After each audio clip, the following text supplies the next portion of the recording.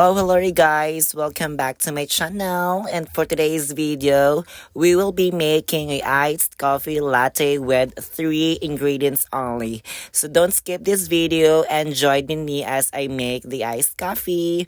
So for today's guys is the weather is good, the sun is high, so we'll try to make something new. So let's start by choosing a best and perfect glass for our iced coffee latte. Our ingredients, the Angel Condensada, the Nescafe, and of course the Magnolia Cream Milk. So guys, this is my own way on how I made my iced coffee latte, okay?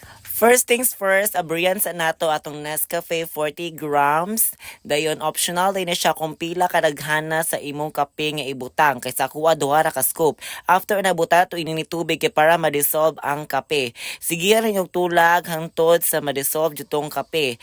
Dayon after ana guys, kay abrihan nato ang ato ang Angel Evaporada. So kaning Angel Condensada mo na siya gadalag patamis sa ato ang kape. So optional yun ni siya guys, pwede ka mo gamit og atong caramel or melted sugar or sugar. Optional na siya, depende na nimo. Dili po kaya daghan na tog patamis ang ato ang mga diabetes. Kaning ako gibutangan daan ako siya og kondensada kay para lami kay siya atake.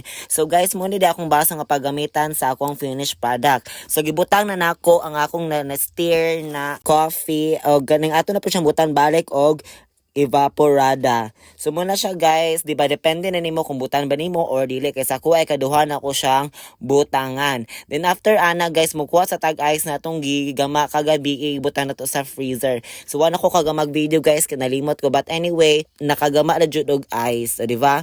So muna siya guys, after ato ibutang ang atuang ice nga gigama. So basod nang tana mo nganong gikamot na ko na guys, kay kabalo ko nga limpyo kog kamot. Amot.